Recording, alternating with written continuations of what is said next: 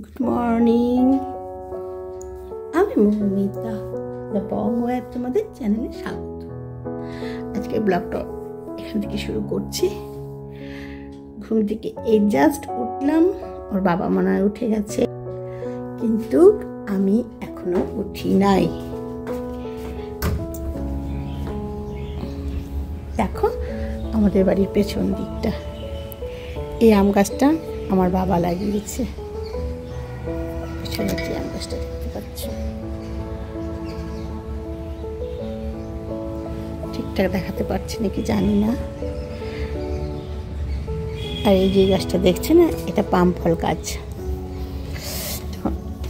আমি তো এখন দেরি করেই উঠি, ঠান্ডা পড়ে গেছে, মশারি এখনো খোলা হয়নি।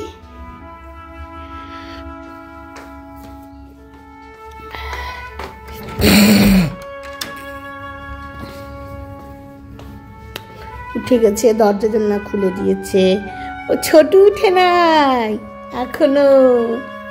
কি তুমি কম্বলের ভেতরে কি করছো? এই দেখো, সবাইকে গুড মর্নিং বলে দাও।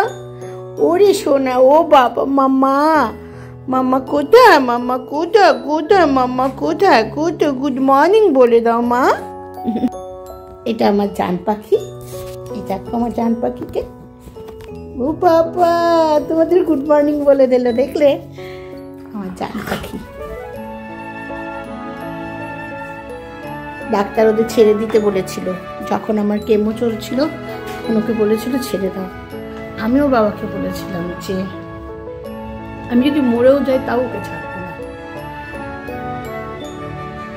তাও ওকে আমি ছাড়বো না।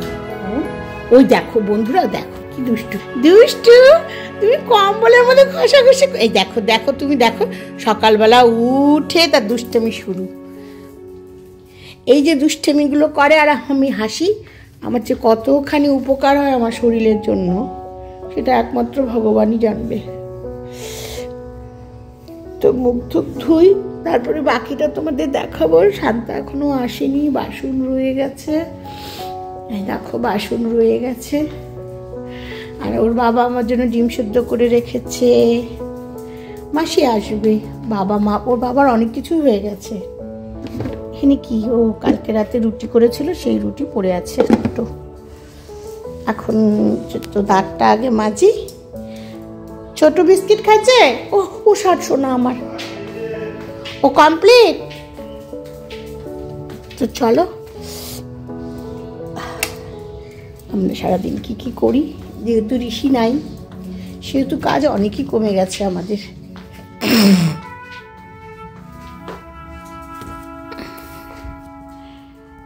আমাদের শান্তা দিদি কাল অকাজ করে গেছে। এই যে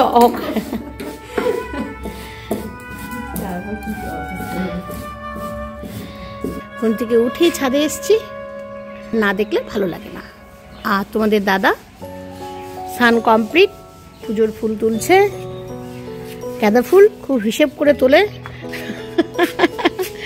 খুব হিসেব করে তোলে। আর এদিকে দেখো না, লাখ লাখ, এই দেখো কত ফুল শুকিয়ে যাচ্ছে। এদিক থেকে তোলো, এদিক থেকে।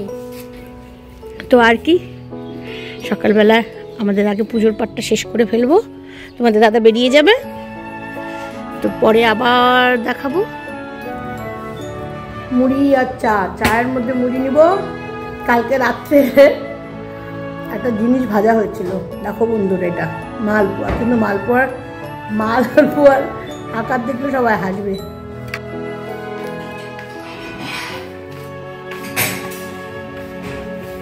পিন্সু, বাবা বিছানায় যাও, কেন শুয়ে আছো কেন? কি করো তুমি? রুটি করতেছি। আমি যে বললাম আমি করব, করি, তুমি তো করোনি। প্রিন্সকে খেতে দেওয়া হয়ে গেছে না? হ্যাঁ দিয়ে দিয়েছি। আচ্ছা, আমি কি তখন ঘুমিয়ে পড়ছিলাম গো? হ্যাঁ, সন্ধ্যার সময় তো। ছাদ থেকে এসে আমি তো ডাকতে গিয়েও ডাকলাম না। বড্ড ঘাড়ে ব্যথা করতেছে। হবে, আরো চাপ নাও।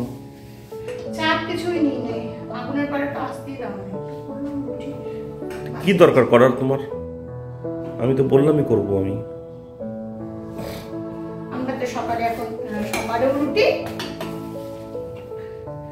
একটা রুটিও ফুলতেছে না।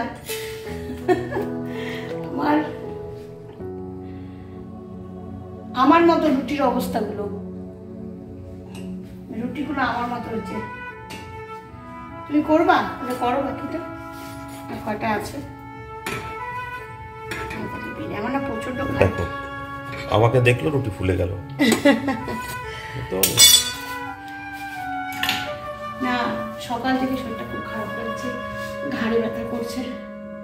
এর আগে তোমাদের বলেছিলাম না, গাছ লাগিয়েছিলাম বাগানে, যে গাছ নিয়ে আসার পর ঘাড়ে তোমার স্পন্ডিলাইটিস আছে। মানে কি, বহুদিন আগে 2009 যখন আমার মায়ের হার্ট অপারেশন করায়, তখন আমার প্রচণ্ড ঘাড়ে ব্যথা হয়েছিল। তো মাকে নিয়ে তো আমি ওখানেই ছিলাম কলকাতাতে, আর বাবাও ছিল না তখন, আমার বাবাও বেঁচে ছিল, বাবা মা আর আমি ছিলাম। ছেলেকে রেখে গিয়েছিলাম ওর কাছে, ও মা আর ছেলে ছিল এখানে। তো ওই সময় ডাক্তার দেখিয়েছিলাম, আরে বললো স্পন্ডিলাইটিস, ভারী কাজ করা চলবে না। তখনই হাড্ডির অবস্থা অতটা ভালো না, কে জানি। আর ব্যথা ব্যথা ব্যথা, আমার না ব্যথায় তখন, তারপর থেকে আস্তে আস্তে 10টা বছর আমি ব্যথায় ভুগছি। তারপরে তো ক্যান্সার, ব্লাড ক্যান্সার। শুধু ব্যথা হলে না নেগলেক্ট করতে হয় না, আমরা দেখছি। আমি ছেড়ে দিলাম আর তোমার দাদা শুরু করলো। তোমার দাদা শুয়েছিল, শুয়ে শুয়ে আমাদের কমেডির, আমরা তো কমেডি রিল করি তোমরা জানোই, তো কমেডি রিলগুলো এডিট করছিল। তো হঠাৎ দেখছে আমি রুটি করছি, তো তাই চলে এসছে। আমি বেলতেই পারি না জানো। তোমাদেরকে আরেকটা কথা বলি, আমি তো কদিন ধরে আমার ডেলি ব্লগটা আমি দিই না, আমি এখন ঠিকঠাক করে ব্লগ দিতেই পারি না, শরীর ভালোর জন্য না বলে। তো আমি তো কয়েকদিন ব্লগের মধ্যে দিয়েছি যে ওই প্রীতম আর বৃষ্টির ব্যাপারটা নিয়েও বলেছিলাম। তো সত্যিই কিন্তু ওরা খুব খারাপ কাজ করছে, এটা খুবই খারাপ কাজ করছে। আর আরেকটা কি বলো, আমি ওর ব্লগ আগেও দেখেছি যে কৃতি নামে মেয়েটা, ওকে যদি সবাই সাপোর্ট করে না খুব ভালো হয় জানো। তো যাই হোক, আমাদের আজকে তো রাত হয়ে গেছে, তো আমাদের ব্লগটা আজ এখানেই শেষ করছি। আর যারা যারা রুটি খেতে ভালোবাসে চলে আসো আমার বাড়ি। আমরা এর মধ্যে যাব, আমাদের এই মাসে আমার চেক আপের যাওয়ার কথা ছিল, তো আমার চেক আপ যাওয়া হলো না। সত্যি কথা বলতে খুব ভাড়া হয়ে গেছে, তো যদি দেখি ভাড়া সস্তা পাই। 8,000, আমাদের প্রত্যেকবার 8,000 9,000-এর মধ্যে চলে যায় না গো, ওরকম যদি হয়। এবার দেখছি 16,000 17,000, তো খুবই কষ্টের ব্যাপার হবে। আর আমাকে ট্রেনে নিয়ে যাতায়াত করে না, কারণ ইনফেকশনের ভয়ের জন্য আমাকে নিয়ে যায় না ট্রেনে, কারণ বাথরুমটা তো সবারই ইউজ করতে হবে না। তো ওর জন্যই ও নিয়ে যেতে চায় না, কারণ 2 দিন লাগবে আমার এখান থেকে যেতে চেন্নাই, তো ওর জন্য আমাকে নিয়ে যেতে চায় না ট্রেনে করে। প্লেনেই আমরা এখন পর্যন্ত প্লেনেই যাতায়াত করেছি দুজন।